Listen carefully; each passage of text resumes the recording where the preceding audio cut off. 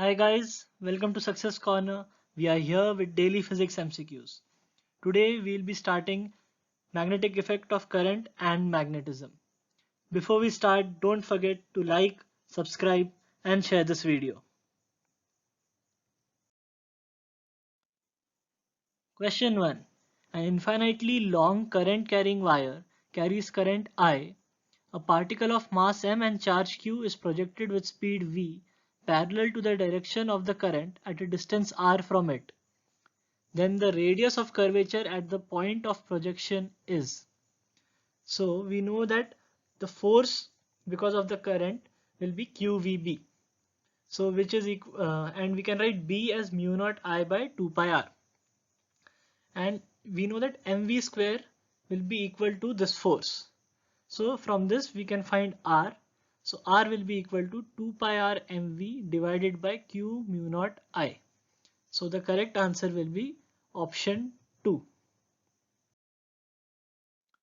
Question 2.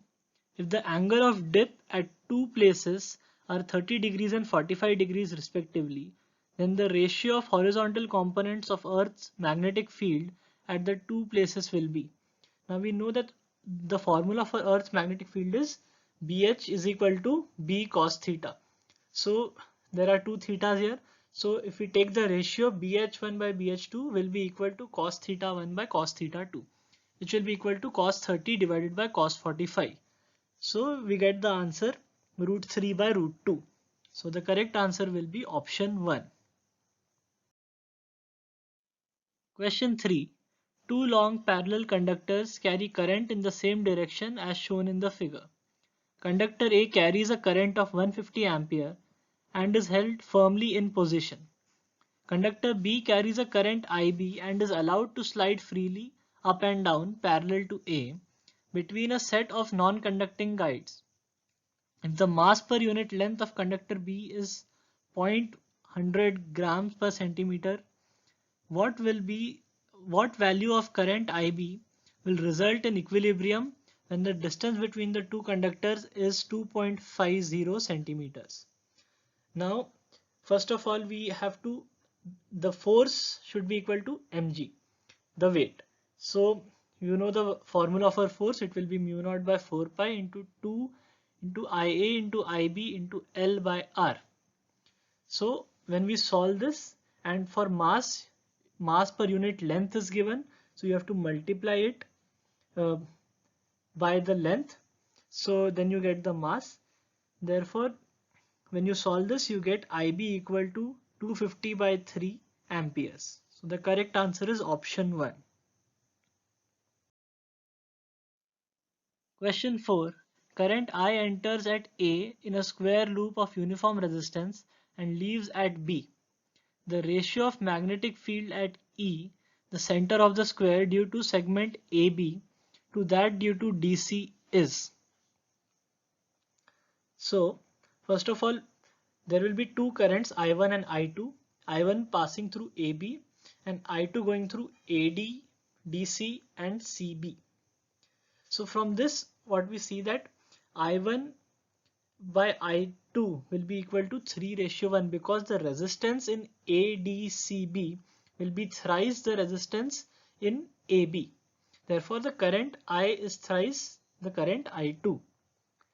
If now we have the ratio I1 by I2, so the ratio of magnetic field B1 by B2 will also be equal to I1 by I2, which is equal to 3. So the correct answer will be option 3. Question 5. The magnetic moment of a magnet of mass 75 grams is 9 into 10 to the power minus 7. If the density of the material of the magnet is 7.5 into 10 to the power 3 kg per meter cube, then intensity of magnetization will be. Now we know that I will be equal to magnetic moment divided by volume. We can write volume as mass divided by density. So we have the values of density, magnetic moment and mass. So when we solve this, we get 0.09 ampere per meter. So the correct answer will be option 2. Question 6. Due to the Earth's magnetic field, charged cosmic ray particles 1. Require greater kinetic energy to reach the equator than the poles. 2. Require less kinetic energy to reach the equator than the poles. C. Can never reach the equator. And 4 is can never reach the poles.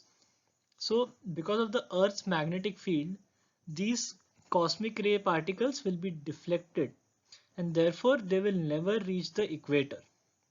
So the correct answer is option 3. Question 7. Find the magnetic field at point P due to the arrangement shown.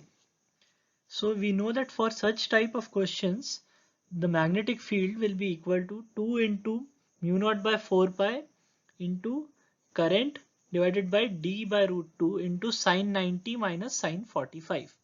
So when you solve this, you get the answer mu naught I divided by root 2 pi d into 1 minus 1 by root 2. And this is going inside. That's why the X symbol is there beside it. So the correct answer will be option 1. Question 8. Primary origin of magnetism lies in. Now you should know this. Primary origin lies in the atomic current and the intrinsic spin of electrons. So the correct answer will be option 3. Question 9. A wire of length L is bent in the form of a circular coil of some turns. A current I flows through the coil. The coil is placed in a uniform magnetic field B.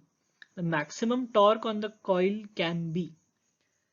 So we know that if it is of a length L and there are n number of turns, then L should be equal to 2 pi r into n. So r will be equal to L by 2 pi into n. So we know that m is equal to nia and a, the area, is pi r square.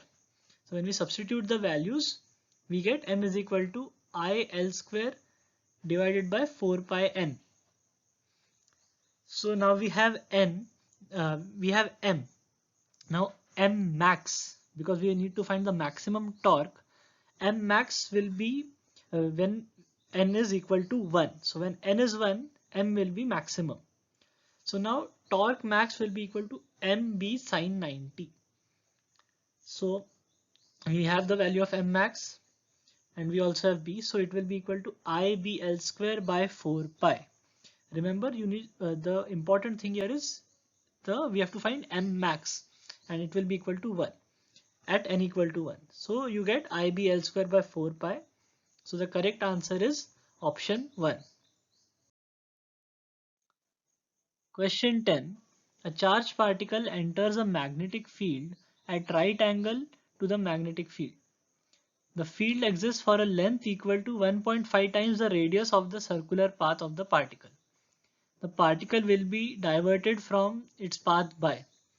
Now in this question, it is clear-cut mentioned that the length is equal to 1.5 times the radius of the circular path. That means that the particle will travel a semicircle and again move out of the magnetic field. Therefore, it will be deviated by a path from its path by an angle of 180 degrees. So the correct answer is option 4. These were today's 10 MCQs. Don't forget to like, subscribe and share this video. Thank you.